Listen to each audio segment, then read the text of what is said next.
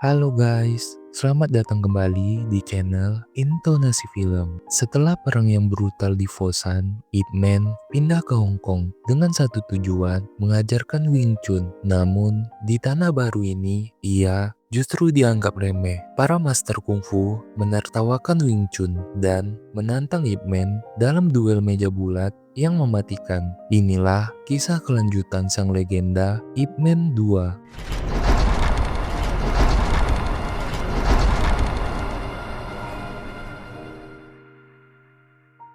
Kisah kita dimulai setelah Jenderal Miura dikalahkan. Ip Man yang terluka akibat tembakan bersama istri dan putranya berhasil keluar dari Fosan berkat bantuan sahabat baiknya, yaitu Zhou Qingquan. Sayangnya, sahabatnya itu juga tertembak di kepala. Dari sinilah kisah Ip Man 2 dimulai. Tahun 1950, Ip Man bersama istri dan anaknya kini tinggal di Hong Kong. Kehidupan mereka tidak mudah. Kesulitan ekonomi menghantui karena Ip Man belum memiliki pekerjaan. Untuk menghidupi keluarganya, ia bertekad mendirikan sekolah seni bela diri Wing Chun dengan bantuan seorang teman sesama perantau dari Fosan, yaitu Leong Kan. Ip Man akhirnya menemukan tempat untuk perguruannya. Harganya memang murah, tapi lokasinya berada di atap sebuah gedung. Keesokan harinya, Ip Man mulai menyebarkan brosur untuk menarik murid. Namun, hingga sore menjelang, belum ada satupun calon murid yang datang. Saat perjalanan pulang, ia mendapati istrinya yang sedang hamil anak kedua tengah mengantri mengambil air. Ip Man pun meminta istrinya untuk beristirahat. Sesampainya di rumah, ia dengan penuh kasih sayang memijat kaki istrinya. Tiba-tiba putranya, yaitu Ip Chun, mengingatkan bahwa uang bulanan sekolah belum dibayar. Chae-yung, istri Ip Man, terpaksa mengambil uang simpanan mereka demi pendidikan sang anak. Namun, masalah tak berhenti di situ. Saat itu juga, ibu pemilik kontrakan datang mengetuk pintu dengan keras, menagih uang sewa. Karena uang mereka tidak cukup, Chae-yung meminta Ip Man untuk tidak membukakan pintu. Keesokan harinya, Ip Man masih menunggu calon murid pertamanya. Sementara itu, seorang penghuni gedung bernama Mai meminta izin untuk menjemur pakaian di tempat latihannya. Dengan ramah, Ip Man mengizinkan bibi Mai menggunakan area tersebut. Tak lama kemudian, seorang pemuda bernama Wong Sun Leung datang mencari Ip Man. Awalnya, Ip Man mengira bahwa Wong ingin menjadi murid pertamanya. Namun, ternyata kedatangan Wong bukan untuk belajar, melainkan untuk menguji kemampuan Ip Man dengan menantangnya bertarung. Tanpa ragu, Ip Man menerima tantangan itu. Ia mulai menyerang dengan serangan ringan, sekedar menguji kemampuan lawannya. Wong, meskipun berkali-kali terkena pukulan, tetap tidak menyerah dan terus menantang. Hingga akhirnya, Ip Man terpaksa melancarkan pukulan yang lebih kuat, membuat Wong sadar bahwa kemampuan Ip Man benar-benar di atas dirinya. Bukannya langsung berguru, Wong malah pergi begitu saja. Namun, pada sore harinya, saat Ip Man hendak pulang, Wong kembali lagi. Kali ini membawa 3 orang temannya. Tapi, niat mereka masih sama, bukan untuk belajar, melainkan untuk kembali menantang Ip Man bertarung. Tanpa pikir panjang, Ip Man menghadapi mereka semua sekaligus. Dengan sangat mudah, ia mengalahkan keempat pemuda itu. Menyaksikan betapa hebatnya Wing Chun, Wong akhirnya memutuskan untuk menjadi murid Ip Man, diikuti oleh ketiga temannya. Mereka semua memohon untuk berguru dan kali ini Ip Man menerima sebagai murid pertamanya. Keesokan harinya, Ip Man mulai mengajarkan dasar-dasar bela diri Wing Chun kepada keempat muridnya. Latihan berjalan dengan baik hingga tiba-tiba datang sekelompok pemuda lain yang ingin bergabung. Ternyata Wong Sun Leung lah yang membawa mereka. Berkat Wong, perguruan Wing Chun milik Ip Man mulai berkembang. Semakin banyak murid yang ingin belajar. Suatu hari, Chae-yung, istri Ip Man, datang mengunjungi perguruan. Ia meminta Ip Man untuk mulai menagih uang latihan dari para murid. karena kondisi keuangan keluarga mereka semakin sulit. Saat pelatihan selesai, Ip Man pun mencoba menagih pembayaran dari murid-muridnya. Namun, sebagian besar dari mereka tidak bisa membayar. Meskipun begitu, Ip Man tidak memaksa. Ia bahkan lebih memilih mendukung murid-muridnya agar tetap semangat berlatih. Namun, saat tiba di rumah, Cheung marah-marah karena uang yang terkumpul sangat sedikit. Tapi, mau bagaimana lagi, keadaan ekonomi di Cina saat itu memang sedang terpuruk. Malam harinya, saat Ip Man sedang membeli makanan, ia tidak sengaja melihat seorang gelandangan mencuri dagangan orang lain. Seketika, massa yang marah mulai mengeroyok pria itu. Tanpa pikir panjang, Ip Man segera turun tangan, berusaha menyelamatkan si gelandangan dari amukan warga. Setelah lebih dekat, Ip Man terkejut bukan main. Ternyata pria itu adalah Chow, sahabatnya sendiri. Melihat kondisi Chow yang mengenaskan, Ip Man langsung membayar barang yang dicuri dan membawanya pulang bersama putranya, yaitu Yao. Namun, ada sesuatu yang aneh. Chow kini tak lagi mengingat apapun setelah tertembak oleh tentara Jepang. Hal ini membuat Ip Man merasa bersalah. Chow rela tertembak demi menyelamatkannya. Saat itu, Yao bercerita kepada Ip Man bahwa ia kesulitan mencari nafkah untuk ayahnya. Ia pun memohon agar Ip Man mencarikannya pekerjaan. Keesokan harinya, Ip Man membawa Yao ke tempat kerja Wong Sun Leung. Ip Man meminta bantuan Wong agar menerima Yao sebagai karyawan. Kebetulan saat itu Wong memang sedang mencari pekerja untuk bagian ilustrasi koran. Tanpa ragu, Yao langsung diterima dan hari itu juga ia mulai bekerja.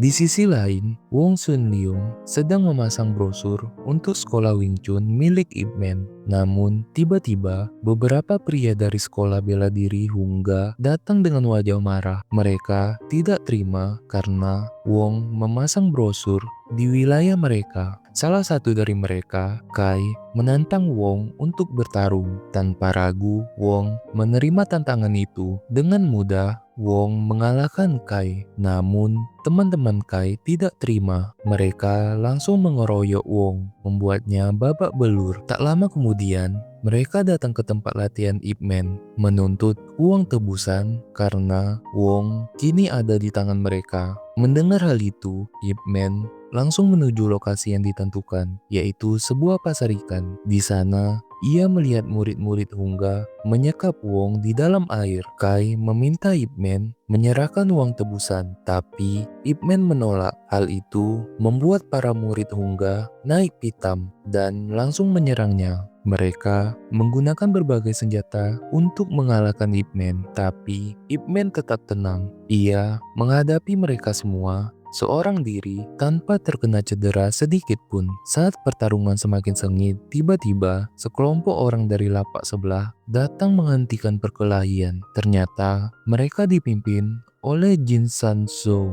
yaitu mantan musuh Ip Man yang kini telah bertobat. Kali ini Jin justru datang untuk membantu Ip Man menghadapi serangan murid-murid Hungga. Di saat situasi semakin tegang, muncul sosok yang ditunggu-tunggu, yaitu Master Hung Chun Nam, ketua Hungga. Ip Man pun segera menjelaskan kronologi kejadian itu. Namun, Master Hung tetap menyalahkan Ip Man karena telah mempromosikan Wing Chun di wilayahnya. Master Hung memberitahu Ip Man bahwa jika ingin membuka sekolah bela diri di kota ini, maka ia harus menghadapi para master lainnya dalam duel untuk membuktikan kemampuannya. Namun, sebelum hal itu terjadi, seorang polisi bernama Fatso yang juga teman Master Hung tiba-tiba menangkap Ip Man, Wong, dan Jin San Zhou atas tuduhan membuat kerusuhan. Sementara itu, Cheung mendapat kabar bahwa suaminya ditahan di kantor polisi. Jika ingin membebaskannya, ia harus membayar uang tebusan.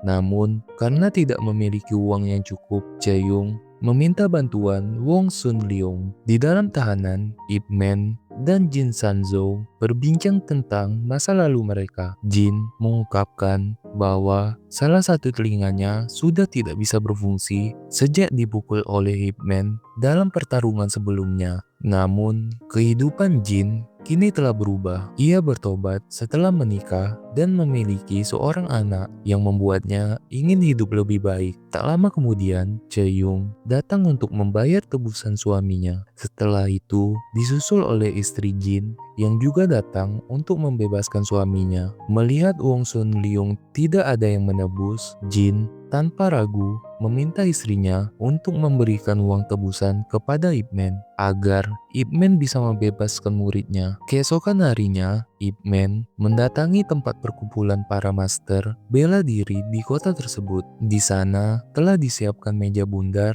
dengan kursi-kursi terbalik mengelilinginya, tanda bahwa ini adalah pertarungan formal untuk menguji kemampuannya. Di antara penonton, Yao juga hadir untuk mendokumentasikan pertarungan Ip Man. Master Hung kemudian menjelaskan aturan duel ini. Jika Ip Man mampu bertahan di atas meja sampai lilin yang menyala habis, maka semua master di kota ini akan mengakui Ip Man sebagai Master Wing Chun. Tanpa ragu, Ip Man naik ke atas meja, bersiap menghadapi para penantangnya. Kemudian, pertarungan pertama dimulai. Seorang master bernama Luo maju sebagai lawan pertama. Namun, dalam waktu singkat, Ip Man dengan mudah menjatuhkannya dari meja. Setelah Luo kalah, giliran Master Chang yang maju. Namun, hasilnya tetap sama. Ip Man kembali menang dengan telak. Melihat dua master sudah tumbang dengan mudah, para master lainnya mulai ragu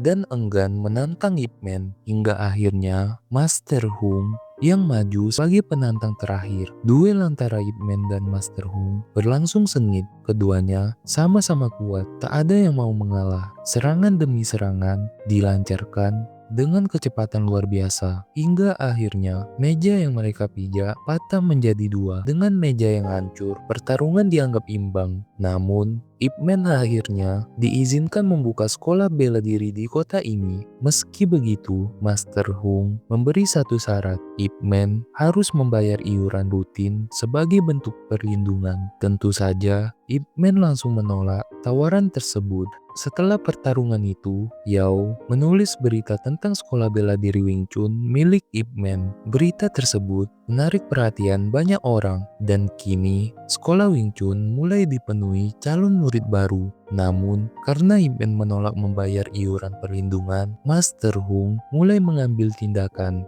Ia menyuruh murid-muridnya untuk berkeliaran di sekitar sekolah Wing Chun dan menghalangi siapapun yang ingin mendaftar. Tak hanya itu, mereka juga mengejek dan memprovokasi murid-murid Ip Man. Akibatnya, Wong Sun Leung dan murid-murid lainnya terpancing emosi. Perkelahian pun tak bisa dihindari. Tawuran besar terjadi di jalanan. Akibat kerusuhan itu, pemilik gedung tempat Ip Man berlatih meminta mereka pergi. Kini, Ip Man dan murid-muridnya tak lagi memiliki tempat untuk berlatih. Meskipun bebannya semakin berat, Ip Man tetap sabar dan memahami kesalahan murid-muridnya. Ia tidak menyalahkan mereka, melainkan tetap memberi mereka bimbingan. Namun, Ip Man merasa perlu bertindak. Ia langsung menemui Master Hung, meminta agar murid Hung berhenti mengganggu sekolahnya. Selain itu, Ip Man dengan tegas menolak untuk membayar iuran perlindungan, terlebih karena uang itu nantinya hanya akan disetorkan kepada orang-orang barat yang korup. Namun,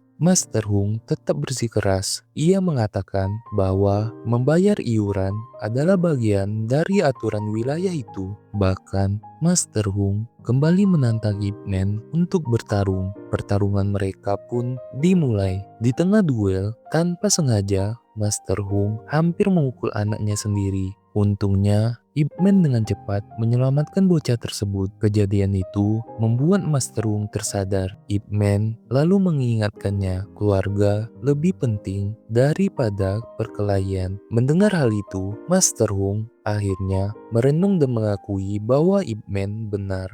Malam harinya, saat Ip Man berada di rumah, para muridnya datang untuk membantu memindahkan peralatan latihan ke rumah Yip Wong. Sebagai murid tertua, Wong Sun Leung maju ke depan dan meminta maaf kepada Ip Man karena telah menyebabkan kekacauan. Namun, sebagai seorang guru bijaksana, Ip Man tidak menyalahkan mereka. Ia justru memberikan nasihat berharga kepada Wong. Keesokan paginya, karena tidak memiliki tempat latihan, Ip Man dan murid-muridnya terpaksa berlatih di tempat umum. Saat mereka sedang latihan, Master Hung tiba-tiba datang. Kali ini, sikapnya jauh lebih ramah kepada Ip Man. Tak hanya itu, Master Hung juga memberikan tiket pertandingan seni bela diri yang akan diselenggarakan oleh Inspektur Wellens dan Fatso. Di tempat lain, Master Hung tengah sibuk mempersiapkan ring tinju untuk acara tersebut. Namun, tiba-tiba Wellens datang membawa seorang petinju terkenal asal Inggris bernama Taylor yang memiliki julukan The Twister. Melihat kedatangan mereka, Master Hung langsung menanyakan uang iuran perlindungan yang telah dikumpulkan. Hingga saat ini, baik Hung maupun Fatso belum menerima bagian mereka. Namun, bukannya menjelaskan, Wellen justru merendahkan mereka dan menolak memberikan uang tersebut. Merasa dipermainkan, Master Hung langsung marah dan menuntut haknya. Namun, Wellens malah bersikap lebih galak dan mengusir Master Hung begitu saja. Fatso hanya bisa berusaha menenangkan Master Hung, menyarankannya agar tidak mencari masalah dengan orang-orang barat. Hari pertandingan pun tiba. Pertunjukan dibuka dengan demonstrasi jurus dari perguruan Hungga yang dipimpin oleh Master Hung. Namun, di tengah pertunjukan, Twister tiba-tiba naik ke panggung. Dengan sikap sombong, ia menantang salah satu murid Hungga, yaitu Kai, untuk memukulnya. Kai pun menuruti tantangan tersebut dan melayangkan pukulan keras. Tapi yang terjadi di luar dugaan, tubuh Twister sangat kuat. Serangan Kai sama sekali tak berpengaruh. Dengan mudahnya, Twister membalas pukulan dan membuat Kai pingsan di tempat. Tak hanya itu, Twister juga mulai mengejek dan meremehkan tinju Cina. Melihat tingkah Twister yang semakin arogan, Master Hung maju ke depan dan meminta Twister meminta maaf karena telah merendahkan seni bela diri Cina. Namun dengan angkuh, Twister menolak. Ia hanya akan meminta maaf jika ada yang bisa mengalahkannya dalam pertarungan. Master Hung pun maju. Hari itu juga, pertarungan antara Master Hung dan Twister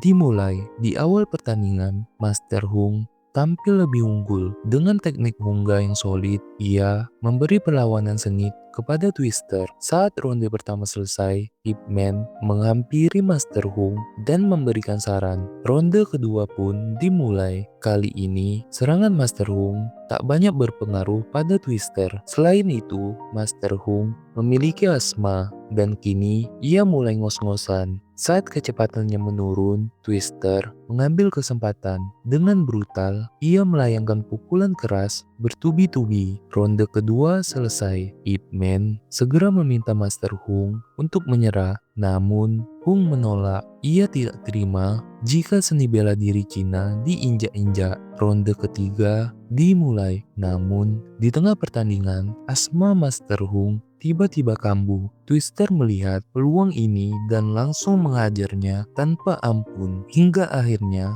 Master Hung jatuh tak berdaya dan meninggal di atas ring. Berita kematian Master Hung segera menyebar ke seluruh penjuru kota. Reaksi masyarakat Tiongkok sangat keras. Mereka marah besar atas kematian Master Hung. Hal ini termasuk Ip Man dan para master kungfu lainnya yang merasa terhina. Selain itu, Wellens juga ditegur keras oleh atasannya. Kini, masyarakat Tiongkok menyalahkan Wellens dan pihak barat atas kematian Master Hung. Wellens pun memberi perintah kepada Fatso untuk menangkap Yung Kan yang telah menyebar berita tersebut lewat koran. Wellens juga memukuli Liung dan memperingatkannya untuk tidak menulis lagi berita terkait. Keesokan harinya, sebuah konferensi pers diadakan di mana Wellens dengan sombong mengatakan bahwa kematian Master Hung adalah sebuah ketidaksengajaan. Twister yang semakin arogan melanjutkan aksinya dengan meremehkan seni bela diri Tiongkok. Ia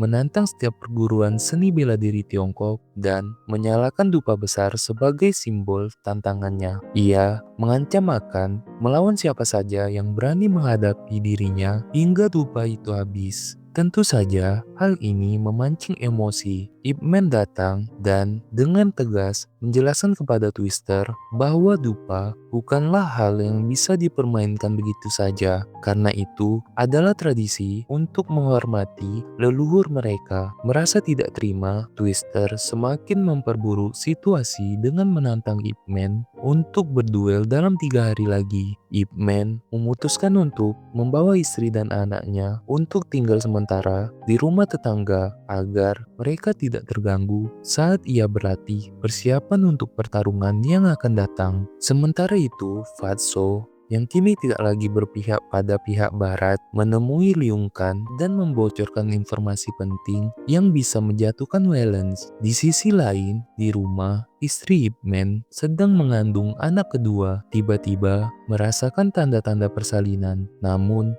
ia menolak memberitahu Ip Man karena tidak ingin mengganggu fokusnya menjelang duel penting tersebut. Ip Man pun melanjutkan latihan keras sepanjang hari dengan memukuli samsak kayu. Ia bertekad untuk memenangkan pertarungan dan membela kehormatan seni bela diri Tiongkok. Hari pertandingan akhirnya tiba dan Ip Man akan menghadapi Twister di arena pertarungan yang dipenuhi oleh penonton dari kedua belah pihak, warga Cina dan Barat. Ini adalah pertemuan pertama antara kungfu dan tinju, sebuah duel yang sangat ditunggu. Saat ronde pertama dimulai, Twister langsung menunjukkan kekuatan tinjunya dengan memukul Ip Man hingga membuatnya ke knockout. Sementara namun, Ip Man tak menyerah. Ia bangkit dengan semangat yang tak terbendung dan dengan serangan kaki yang mematikan, ia berhasil membuat Twister sedikit terhuyung. Pada ronde kedua, Ip Man mulai mengeluarkan teknik Wing Chun yang memukuli Twister berkali-kali.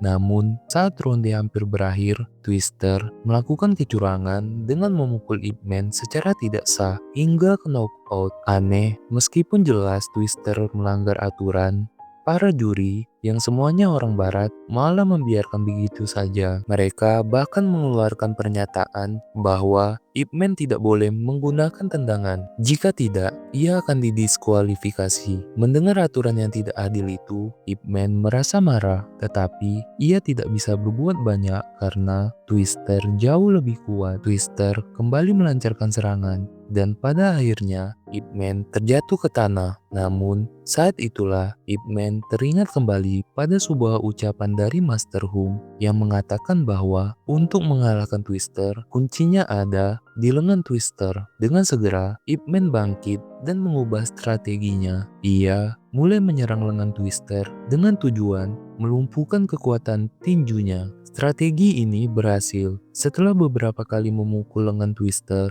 kekuatan Twister mulai melemah. Ip Man pun semakin leluasa memukul Twister dengan serangan yang cepat dan tepat hingga akhirnya Twister tak sadarkan diri, terjatuh dan kalah. Dengan kekuatan semangat yang tak pernah padam, Ip Man berhasil mengalahkan Twister dan membuktikan bahwa Wing Chun bisa mengalahkan tinju, memberikan kemenangan yang sangat berharga bagi seni bela diri Tiongkok. Akhirnya, pertandingan itu dimenangkan oleh Ip Man. Semua warga Cina bersorak merayakan kemenangannya, sementara Wellens ditangkap oleh atasannya karena korupsi dan menyalahgunakan kekuasaan. Kabar tersebut dibenarkan oleh Ip Man yang kemudian memberi kata-kata mutiara kepada penonton, mengingatkan mereka untuk saling menghormati satu sama lain meskipun ada perbedaan ras, suku, budaya, dan status sosial. Setelah pertandingan selesai, Ip Man kembali ke rumah dan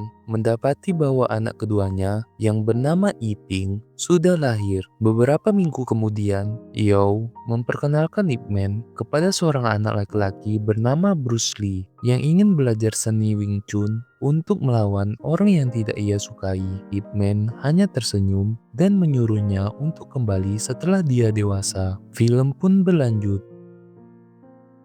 Dari pertarungan meja bulat yang legendaris, hingga duel melawan petinju asing yang meremehkan bangsa Tiongkok, Ip Man sekali lagi membuktikan bahwa Wing Chun bukan hanya seni bela diri, tapi juga simbol kehormatan. Namun, perjalanan sang master belum selesai, karena tantangan yang lebih besar masih menantinya di masa depan. Itu dia alur cerita film Ip Man 2 yang penuh dengan aksi, emosi, dan pesan moral yang mendalam. Gimana menurut kalian? Apa momen yang paling berkesan di film ini? Bagikan pendapat kalian di kolom komentar di bawah ya. Jangan lupa untuk like, share, dan subscribe untuk video alur cerita film lainnya. Sampai jumpa di video berikutnya.